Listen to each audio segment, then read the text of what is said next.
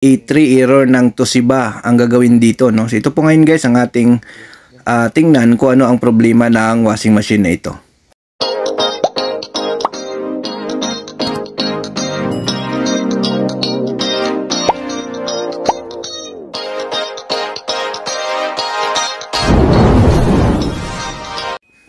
Okay, goody guys, meron tayong A3 error ng Toshiba ang gagawin dito, no? So ito po ngayon guys ang ating tingnan kung ano ang problema ng washing machine na ito.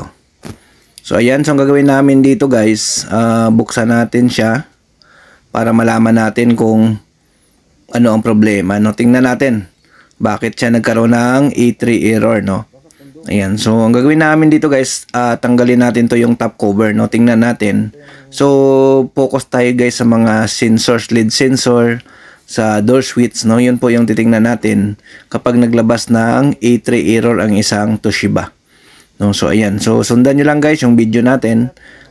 Pwede nyo ito guys DIY, no? Kung kayo po ay mahilig magbukas ng mga washing machine, no?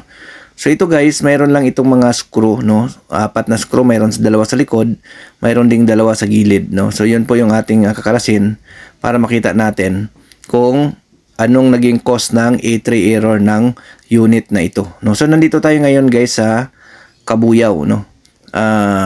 San Isidro, Cabuyao. Ayan, so dito tayo ngayon nag-service guys, no? Kasama yung team natin, no? So ayan. So ito guys, yun nga, tatanggalin natin yung mga screw sa harapan, no? Sa bandang harap, nasa gilid nakaposisyon yan, no? Sa bandang gilid yan. Yung sa front side, yung dito sa may likod naman, doon din sa likod, no? So tatanggalin nyo lang yung dalawang screw. Kapag natanggal nyo na yan guys, yung ang 4 na yan, dalawa sa likod, dalawa dito sa harap, sa bandang gilid, then pwede nyo na maangat yung pinaka top cover, no? Para ma-check kung ano ang problema. Tulad yan guys, iangat natin. So ayan, iangat na natin. No, so ang unang gagawin namin dito guys, checkin natin yung pinaka lead sensor. So may lead sensor kasi ito guys, nakalagay dito sa bandang ilalim ng board, no. So ayusin natin, no. Medyo masikip lang yung area, hindi tayo makapag-video ng maayos. Ayan, yan. So ito yun guys, yung wire na ito po yung pinaka lead sensor niya. So ito guys, mati-check nyo ito gamit kayo ng tester, no.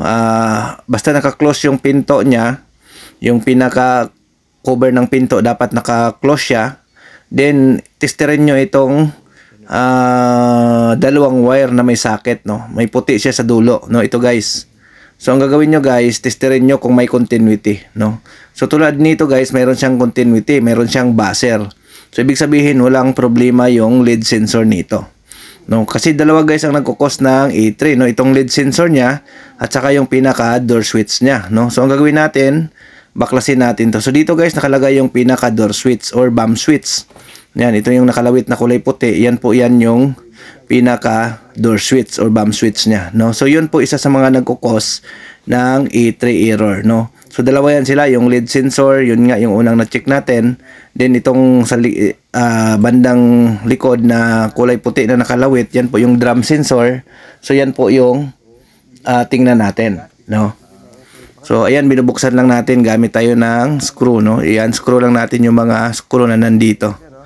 Ayan, so tanggal na natin. Ayan, baklasin natin yung cover para makita natin.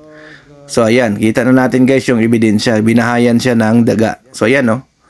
Ayan, puro binahayan ito ng daga guys, no. So ang nangyari, nginat-ngat po ng wire or nginat-ngat ng daga ang wire ng washing machine, no. So ang nakita namin dito guys na putol yung wire ng doors, ng bump switch, no. Itong wire ng bump switch, yun po yung may ngat-ngat. Ito guys, oh, yan. So bump switch wire.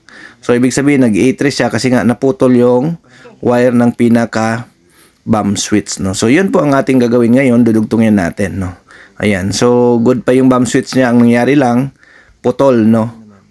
Putol yung wire na nakakonect dito sa bump switch. So dalawa guys ang nagkukos ng A3, yung bump switch at saka yung lead switch. Yan. So yun, yan ngayon ang ating dugtungin, no, yung putol na wire na yan. So ayan.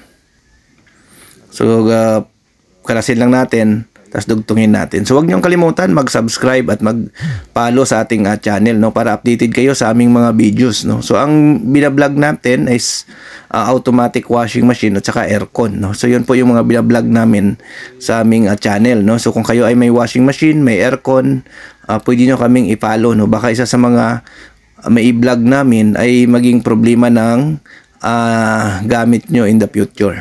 So, ayan. So, idudugtong lang natin yung wire. Sa pagdugtong naman ng wires nito, guys, hindi naman na kayo malilito kasi nga color code naman ito kadalasan, no? So, ayan. So, testing na po natin, no? Natapos na natin siya madugtong. I-testing na natin kung magkakaroon pa ba siya ng error. Ayan. So, testingin natin, no? Punasan muna natin to yung saksakan niya. Ayan. Tingnan natin. Ayan. So, kung mapansin nyo, guys, hindi na siya nag-error, no? So, ayan. Antayin natin siya umikot, guys. Nilagay natin siya sa spin. Ayan, oh, nasa 9 na. No? So, hindi na siya nagkaroon ng error. So, yan lang naman, no? Ang nakita natin na problema talaga. Ayan, umikot na siya, guys. Ayan, oh. Ayan. So, working na po yung washing machine na ito. So, ang naging problema lang, nginat-ngat siya ng daga. So, ayan. Okay, guys. Thank you. Bye-bye.